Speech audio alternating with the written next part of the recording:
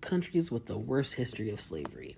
Now, as someone who loves to travel abroad, and I come from the United States, which has one of the worst systems of slavery that ever existed, which is chattel slavery.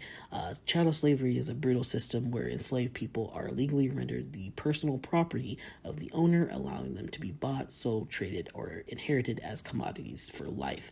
Now, in the Americas, United States, and other Central and South American countries, Africans were taken from the continent and stripped of their language, stripped of their culture, stripped of their humanity, forced to breed amongst each other, and just seen as property, and beaten and brutalized sexually in their all types of ways, in the most disgusting ways, for hundreds of years.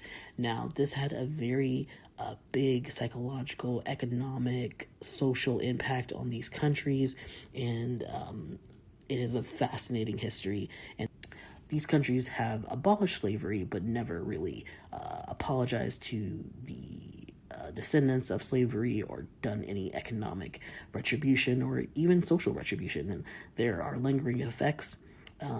I love traveling, and even though certain countries have a problematic past, it does not keep me from traveling to these countries. But I think it's important to know the history of these countries and to be aware of how that affects modern day society. So let's get into this video. None of these countries are listed in any particular order. It's just that they participated in the transatlantic slave system and had very large scale slavery, namely chattel slavery. First of all, my home country, the United States. Slavery started in 1619 and ended in 1865 with the 13th Amendment. Things to note about that, though, is that in the 13th Amendment, there is a small caveat that slavery is still legal in terms of being in prison. And so if you're in prison, you are able to be forced to do labor for free, essentially. And that is still going on today. And that is a loophole where across the last few centuries, people have made efforts to imprison Black people or people of color to enforce slavery in a different way. But officially, slavery ended in 1865 for most of the country, although not everyone got the news that slavery ended. It took up to 20 years for the entire country to actually get the memo, and some people were enslaved past 1865. Now, the scale, it was millions enslaved over generations. Hereditary race-based chattel slavery. So if you were Black, you're coming from the African continent, you were going to be a slave. There was no other option, although that would change if you lived in certain parts of the country. But in the beginning of the country, in the building of the nation, it was all Africans.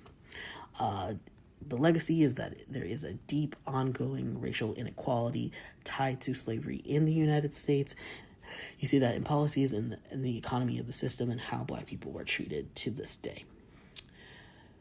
Now you have Brazil. Brazil started slavery. Brazil started its slavery in the 1500s, but it ended in 1888. It was the last country in the Americas to abolish slavery, by the way. The scale is that it had the largest importer of enslaved Africans in history. So Brazil has the most African slaves and the most descendants of African slaves to this day. The legacy is that it has a massive Afro-descendant population, and unfortunately, just like the United States, still has a persistent racial inequality. Spain. Spain started slavery in the late 1400s, during its early colonization period, and then ended its slavery in 1886 in Cuba. The scale was that early colonizers heavily involved in forced labor systems, and then the legacy is that indigenous and African exploitation is across Latin America to this day. Portugal. The timeline for Portugal was the 1400s. It was one of the first slave traders. Portugal started the slave trade, the transatlantic slave trade. So that's their claim to fame, unfortunately. They ended slavery in 1869 with the official abolition, and then, but there were gradual earlier steps, but officially it was 1869. The scale was that it pioneered the transatlantic slave trade. Once they started it, other countries got involved because they saw how much money that Portugal was making. The legacy is that it is played a central role in global slave routes from Africa to Brazil to South America. The Netherlands. The Netherlands started slavery in 1600s and ended in 1863.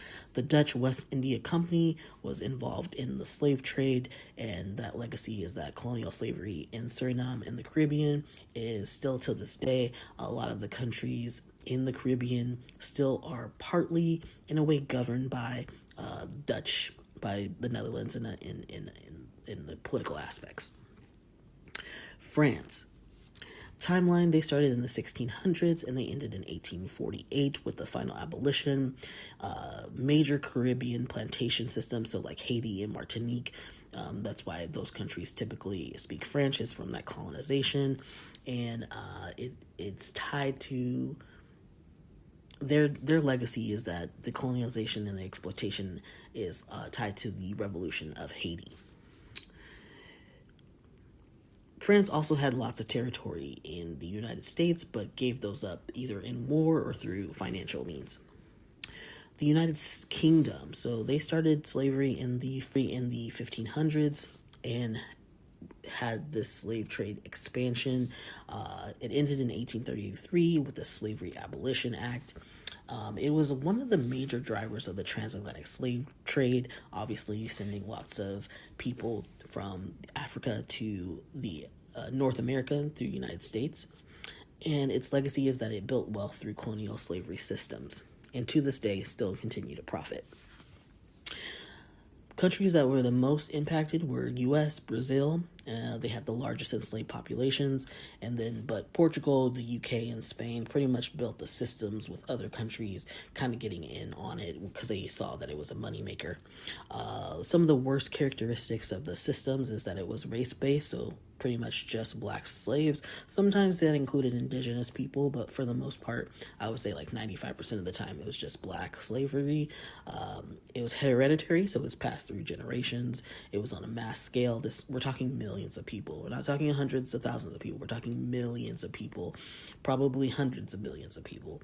And it became the economic foundation of entire countries. Important distinction is that, slavery did exist globally, but the transatlantic slave system was uniquely brutal. It was racialized and it was industrialized. So slavery has, existed almost everywhere, but not all systems were the same, and some shaped the modern world in ways we still feel today. As for me, living in the United States, I could feel the racism. I could feel the history of slavery everywhere I go in society, how people talk to me.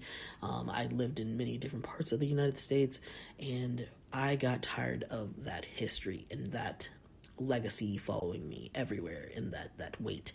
And that was one of the reasons for my motivations for leaving the country. I wanted to go to places where I was a foreigner first and not black first, not a product of slavery first. And I have to say that I have experienced that. It has been a wonderful experience to not have that be like a ball and chain around my history.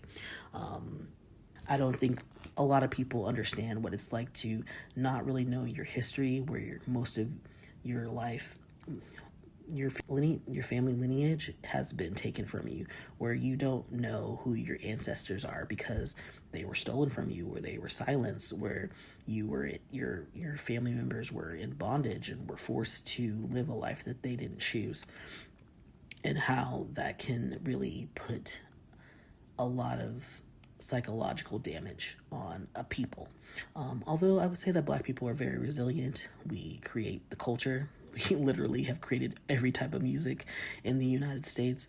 Although those types of music have been usurped by white people or other people in other countries and things.